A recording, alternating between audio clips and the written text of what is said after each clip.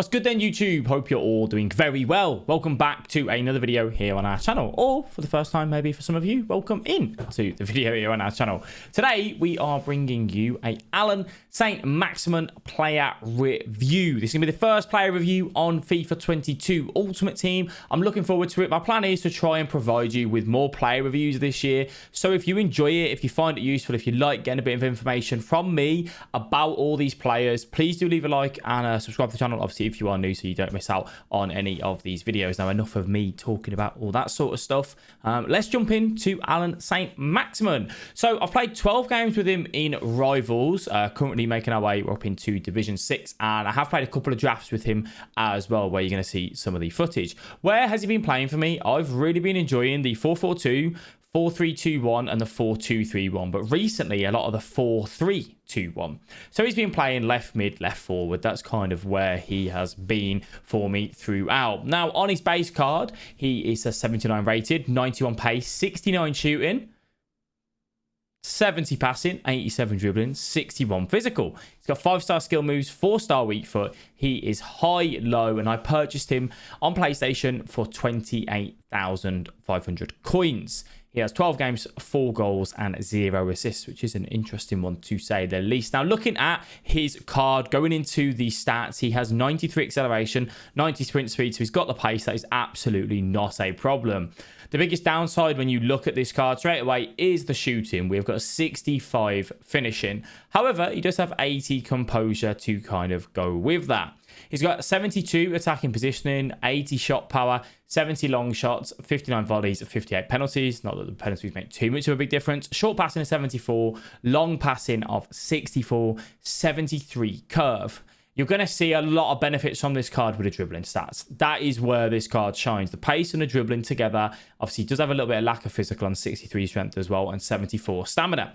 Now, this card, first of all, what surprised me, let's say, it is purely the simple fact that Alan St. Maximin has, from what you look at it, bad long shots, technically, you know, because you got 65 finishing, 73 curve. But when you go into it, he does have the long shot taker trait, which this is one thing I don't know if you guys can kind of help out with me. That says CPU AI. Does that mean that helps me when I'm shooting or not? That's one thing I've always been a little bit unsure. But either way, his long shots have been very, very solid for me. It is something that I found was absolutely fine. Let's go ahead and just quickly take a look over on FUT as well. He's currently, at this point of recording, a little bit cheaper, so you can pick him up for that. When taking a look at his card, as I said, he's got that long shot trait if it does kind of apply. Having the ability to green time finesse with this card was absolutely crucial. We're going to go into gameplay in just a second as well, by the way. It was absolutely crucial for me.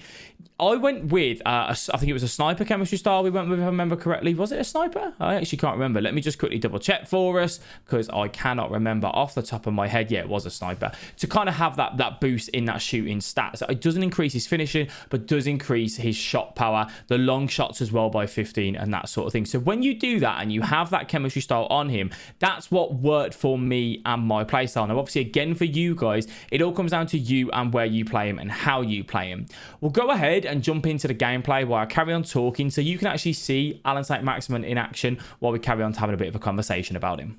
So, jumping into the gameplay for us, you've got it on screen and you'll be going through and seeing everything that Alan St. Maximin does have to offer. As I said, the finesse shots was the biggest thing, and I do put a lot of it down to that sniper chemistry style, purely because it allows us to have those extra long shots, kind of the curve on there as well, and does a fantastic job of it. First of all, is he a card that you should go and spend 20 to 25,000 coins on?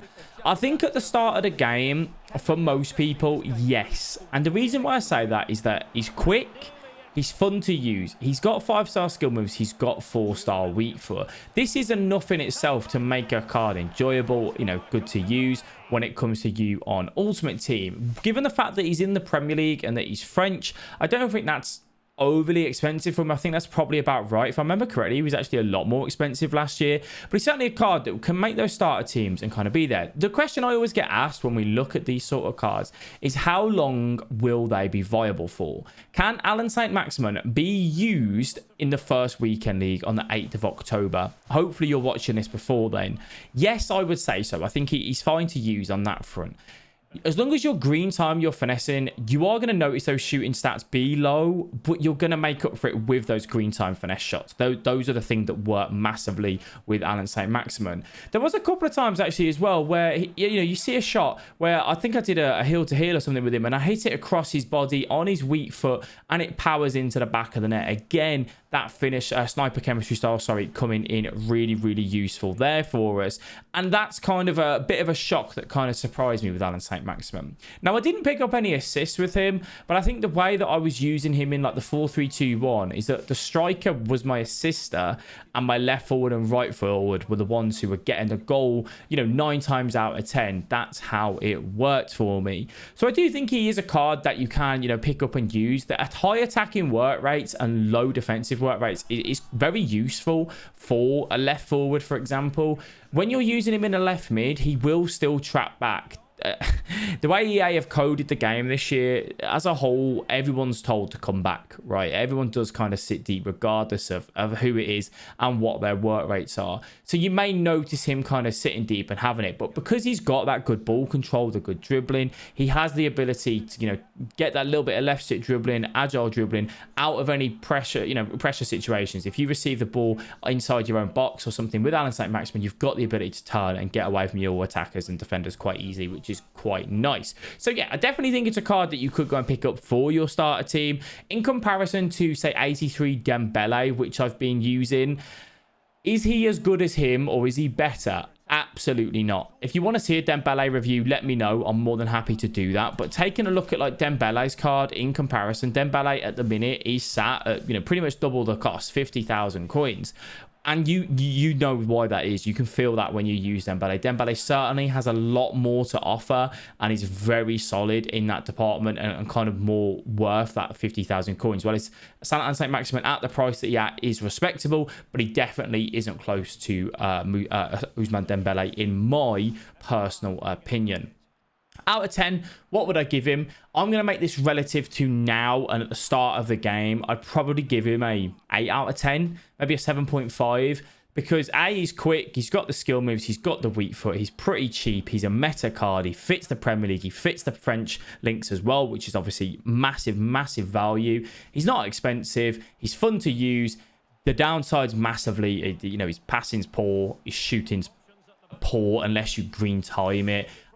Other than pace and dribbling, there isn't much else to offer there from that card, which is why I'd hold him back. It's kind of that maybe 7.5 rating. But relative to now and at the start of the game, he will get past a Nelson Semedo pretty easy at fullback. He'd struggle against a Kyle Walker, though. He'd struggle against a Wan-Bissaka. You have to release the ball quicker should you come up against those sort of players.